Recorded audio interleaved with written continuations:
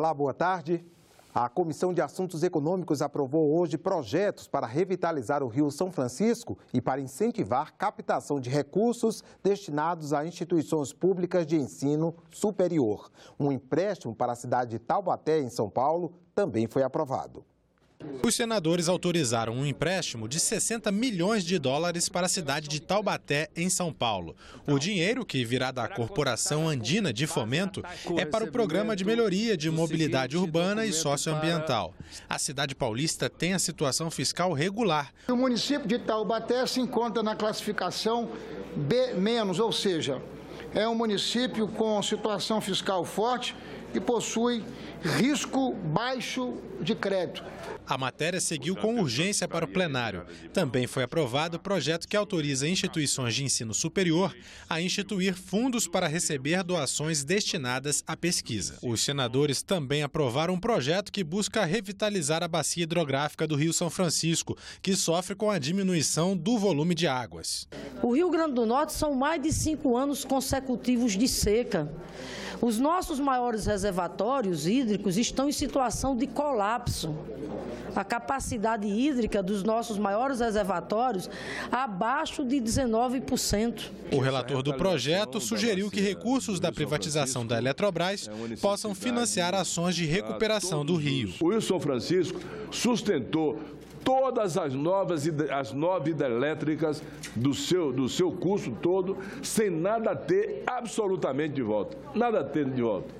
Nunca a energia gerada em Três Marias devolveu R$1 para revitalizar o Rio Abaeté, o Rio Pará, o Rio Paraopebas, o Rio Paracatu. Nós não podemos criar uma relação automática entre isto e a privatização da Eletrobras, com todas as suas consequências nefastas para o sistema elétrico do Brasil e para as empresas que são coligadas a esse sistema, destacadamente a Chesf. Nessa privatização da Eletrobras há uma oportunidade para que se possa exigir como contrapartida, não é? Contrapartida aí no conceito mais amplo, social, ambiental, socioambiental, que é a de garantir um fundo expressivo de recursos para financiar esse processo de revitalização.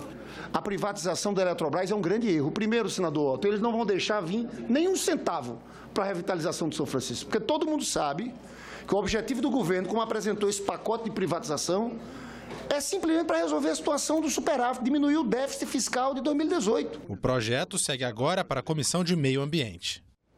O impacto das privatizações na infraestrutura brasileira será debatido na Comissão de Infraestrutura em 2 audiências públicas. Requerimento do senador Jorge Viana com esse objetivo foi aprovado na reunião desta terça-feira. O primeiro debate deve acontecer no dia 19 de setembro. E foi marcada para o dia 26 de setembro a audiência pública na Comissão de Infraestrutura com o ministro de Minas e Energia, Fernando Coelho Filho, para tratar da privatização da Eletrobras. Outras entidades envolvidas com o setor de energia também serão convidadas para a audiência, atendendo a requerimento da senadora Vanessa Graziotin. A comissão mista que analisa a medida provisória 782 se reúne hoje às 2 da tarde para votar o relatório do senador Flecha Ribeiro. A medida transforma a Secretaria-Geral da Presidência em ministério, mas é alvo de ações no STF. Titular da Secretaria-Geral da Presidência, Moreira Franco ganhou a condição de ministro com a medida provisória 782, editada em 31 de maio. Além disso, passou a ter o foro especial, mais conhecido como foro privilegiado. Os processos criminais e investigações contra ele ficam centralizados no Supremo Tribunal Federal. A medida é alvo de ações no STF. Os autores são partidos políticos, entre eles a rede do senador Randolfo Rodrigues e o Procurador-Geral da República, Rodrigo Janot. Eles alegam inconstitucionalidade, porque é proibido reeditar no mesmo ano medida provisória que tenha sido rejeitada ou não tenha sido votada no prazo. Em fevereiro, o presidente Michel Temer editou medida provisória sobre o mesmo assunto.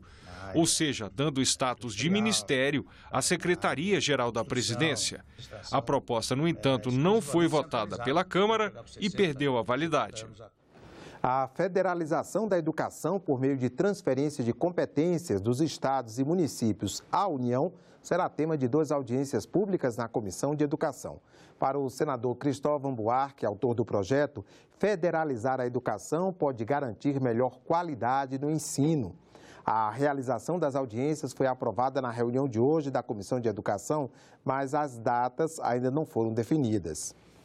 O valor das multas aplicadas a pessoas físicas e jurídicas que cometerem ilegalidades no sistema financeiro pode aumentar.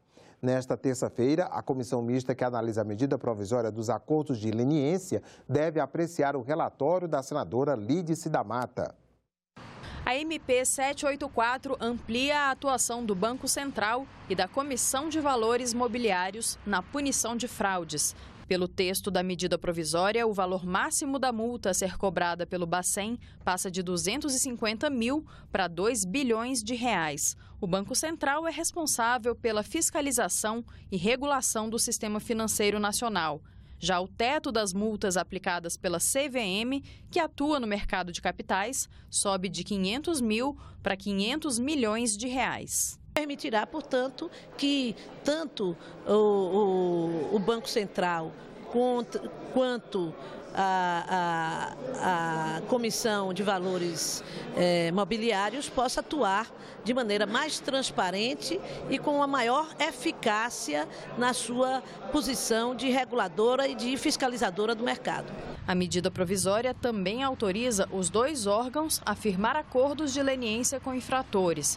A confissão de culpa e a colaboração nas investigações seriam compensados com benefícios, que vão da redução de 1 a 2/3 da pena até a extinção da punição. Foi feito um acordo entre o Ministério Público e o Banco Central, que permitiu que no texto da medida ficasse claro o limite do Banco Central para atuar com acordo de leniência no sentido das infrações de caráter administrativo. Se porventura, para além de ilícitos administrativos, o Banco Central se deparar com indícios de crime, o Banco Central cumpre o que prevê a Lei Complementar 105 e comunica esses indícios ao Ministério Público. A medida prevê que o Banco Central só poderá fechar esses acordos quando não houver provas suficientes que garantam a condenação das instituições ou das pessoas físicas. Além disso, no caso de descumprimento, o beneficiário não vai mais poder assinar novos acordos de leniência no prazo de 3 anos. O Conselho de Ética sorteia hoje, a partir das 3 da tarde, o nome do relator da denúncia contra o senador Lindbergh Farias. Os detalhes com a repórter da Agência Senado, Soraya Mendanha. A denúncia foi apresentada pelo senador José Medeiros. Ele pediu a abertura de processo contra o senador Lindbergh por quebra de decoro parlamentar. De acordo com Medeiros, o senador petista teria impedido a continuidade regular de sessão do Conselho de Ética no último dia 8. Na ocasião, os parlamentares votavam uma representação contra 6 senadoras que, em julho, ocuparam a mesa do Senado para evitar a reforma trabalhista. O Congresso Nacional tem reunião hoje às 7 da noite. Deputados e senadores devem concluir a votação do projeto que revisa a meta fiscal e permite ao governo federal aumentar o déficit nas contas públicas de 139 para 159 bilhões de reais. O texto base do projeto foi aprovado na semana passada. Em mais um painel interativo sobre o tema O Brasil no cenário internacional, a Comissão de Relações Exteriores debateu os 25 anos do Mercosul e os desafios diante de um mercado cada vez mais competitivo. A ideia inicial era formar um bloco unido de países que, a exemplo do mercado comum europeu, tivesse força suficiente para que todos crescessem, negociando em conjunto seus produtos e disputando em condições mais vantajosas no difícil terreno das trocas comerciais. Hoje, mais de um quarto de século depois de sua criação, qual o futuro do Mercosul? É uma tentativa de uma união aduaneira que hoje ainda está incompleta por uma série de razões que não foram completadas, mas que, de alguma forma, reflete que nós temos, na realidade, uma evolução. Para os convidados do painel, a desconfiança entre os parceiros e o protecionismo já não incomodam. Mas, mesmo assim, o Mercosul precisa superar as deficiências, lançar mão de estratégia na abertura do mercado e investir em novas parcerias com foco na competitividade. Esses elementos é que têm que constituir a base para rever o Mercosul e partirmos para uma visão em que o Mercosul seja o caminho do mercado global. Ficamos por aqui. Você pode rever as reportagens desta edição na nossa página na internet, senado.leg.br/tv. Obrigado pela companhia e continue sintonizado na TV Senado.